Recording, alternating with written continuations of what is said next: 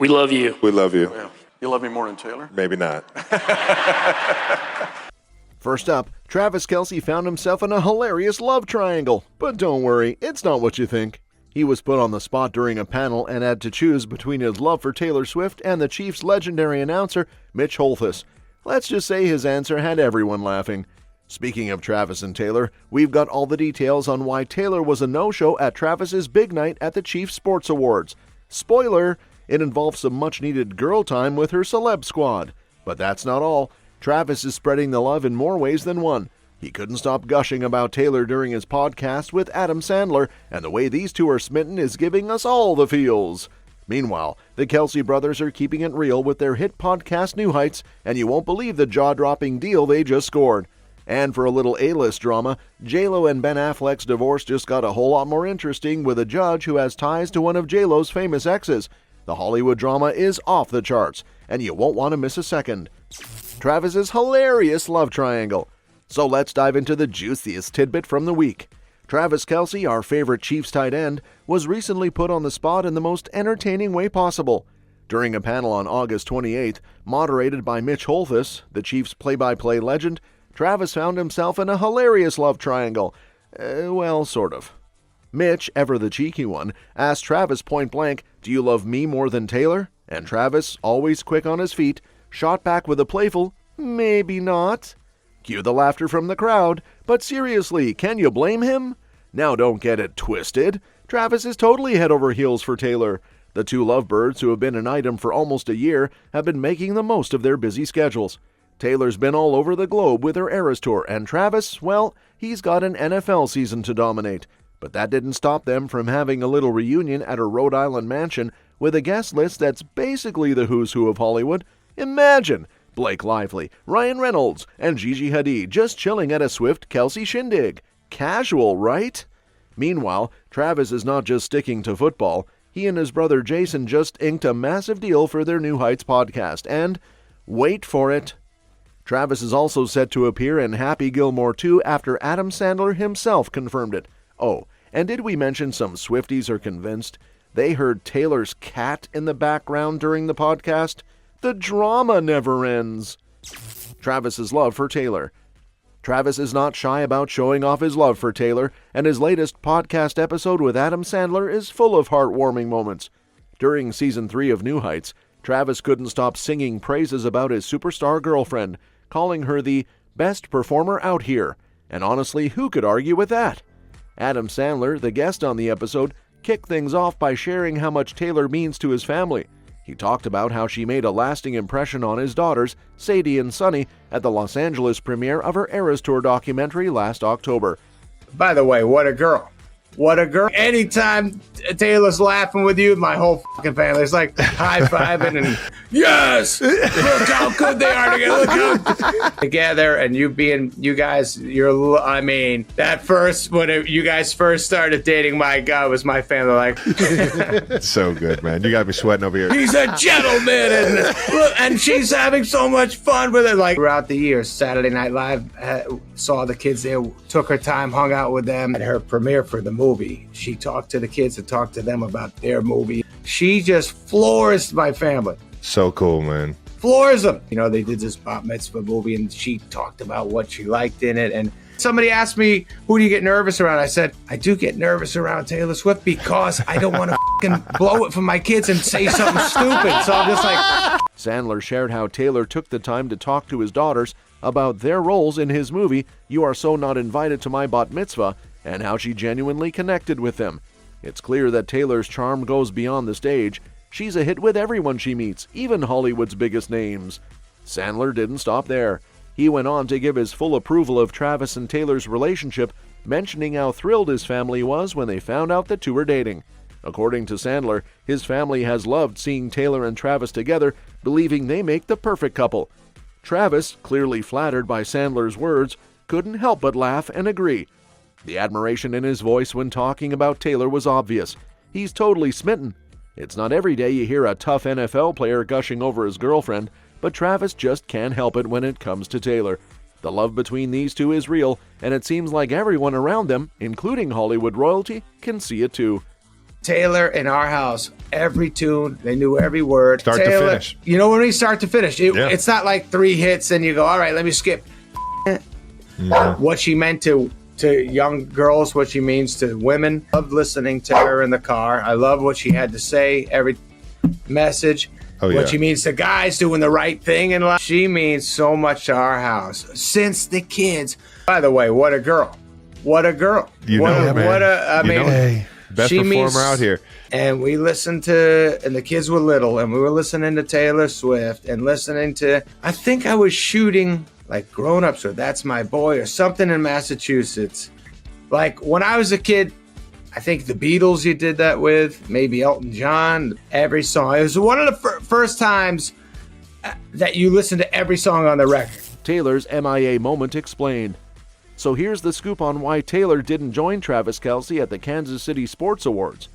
Just days after the Lovebirds were spotted getting cozy at her Rhode Island beach house, Kelce jetted back to Kansas City to snag the Polzinelli Sportsman of the Year award. But Taylor?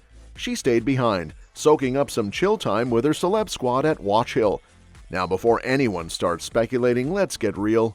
Taylor had just wrapped up the European leg of her Eras Tour, like she's been on stage practically non-stop. The girl deserves some downtime, and what better way to spend it than with pals like Blake Lively, Ryan Reynolds, and Zoe Kravitz. Photos kept popping up of the crew hanging out at Taylor's place, which is a pretty solid reason why she couldn't be in Missouri cheering on her man. But don't worry, folks, Travis didn't seem too bummed about flying solo to the event. He gave a heartfelt speech about his love for Kansas City and the amazing support he's received over the past 12 years. It was a big night for him, but Taylor's absence just shows how comfortable they are in their relationship. They don't have to be glued to each other's side 24/7. Plus, it's not like they won't have plenty of time to make up for it. Taylor's got a break until mid-October, so there's a good chance they'll be spending lots of quality time together. And with the MTV VMAs coming up on September 11th, we might even see them make their red carpet debut as a couple, fingers crossed. For now, it's all about balancing love and their superstar lives, and it seems like they're nailing it. Kelce brothers keep it real. Jason and Travis are serving up some major brother goals, and it's not just on the football field. The duo's hit podcast New Heights has been a massive success, and Jason is spilling the tea on why it works so well. During ESPN's Media Day on August 28th, Jason got real about the secret sauce behind their podcast's popularity. It's all about their loving relationship and keeping it 100% honest. Jason, the big bro who's now a Monday Night Countdown analyst, said that what you see on the podcast is exactly how they are with each other in real life. He thinks fans love tuning in because it's just two brothers being totally themselves, bantering back and forth and not holding anything back. And let's be honest, who doesn't love a little sibling rivalry, especially when it's as funny and genuine as theirs? The podcast has been such a hit that they just signed a jaw-dropping $100 million deal with Amazon's podcast studio Wondery. Yeah, you heard that right. $100 million. Jason thinks it's their openness and the fact that they live such exciting lives that keeps people coming back for more. We're just being ourselves and people seem to like it, he said, even though he admitted he's still surprised at just how much people are obsessed with their show. As Jason gears up for his new gig at ESPN, he's planning to bring that same realness to the table. His wife Kylie couldn't help but gush about how he's good at everything, even if it drives her a little crazy. With the NFL season about to kick off, it looks like the Kelce brothers are just getting started. Watch out, world! These two aren't slowing down anytime soon. Can you explain why you put me on a leash? You were on a leash for only one festival. The 92%ers really enjoyed us talking about Cedar Point as kids. Oh, that was a blast. And me being on a leash growing up. Was this also This is close in time to when I had gotten lost at the county fair? Because we were scared to death you were going to run off with the carnies. I always wanted to be a circus clown. Plus, I couldn't lift you. Well, Mom, you told me if you get lost, go right here. And I was scared to death because you would just run off. I couldn't catch you, Trav. You were so fast. You were little. We couldn't find you. You would dip in and out of cars. And I'm like, I can't have you dying. In my mind, I'm like, I can run off. You started walking at 8 months and you were just a terror. I was just flanking. What kind of leash was it? It was a harness. It was a harness on over his shoulders and around his. The harder she pulled, the more like choked her or something. No, it wasn't a choke harness. I could just see me just cotton candy in my hand, just blue mouth and just getting choked. J.Lo's divorce drama. The plot thickens in the Jennifer Lopez and Ben Affleck divorce saga. So here's the tea.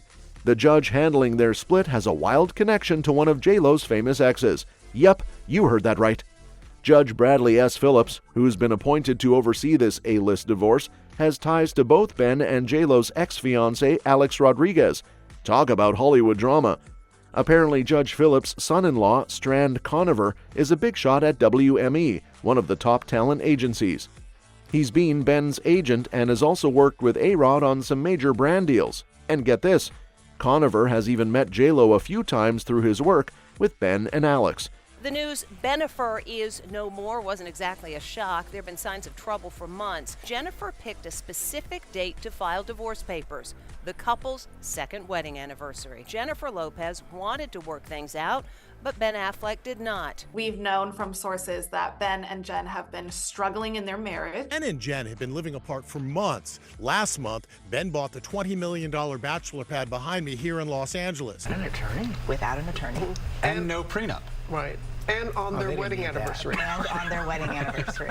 Jen is also in LA, but has spent most of her summer in New York. But before you start thinking this sounds shady, the judge insists there's no conflict of interest. He's brushing off the concerns like they're yesterday's news, saying his connections won't affect his ability to be fair and impartial. Now, let's rewind a bit. J.Lo and Ben have been making headlines for months with rumors of trouble in paradise, and on August 20th, J.Lo finally filed for divorce. The timing is pretty dramatic too. It was exactly 2 years to the day since they exchanged vows at Ben's Georgia estate. And just to add a little more spice, there was no prenup, so things could get messy with their finances. In the court docs, J.Lo's waving off spousal support, and she's asking the court not to give Ben any either. Seems like she's ready to cut ties and move on, especially after rekindling their romance with Ben in 2021. Almost 2 decades after their first engagement. So with this judge's surprise connections and the high-stakes drama, this divorce is shaping up to be one for the Hollywood history books. That's all for this video, folks. See you next time.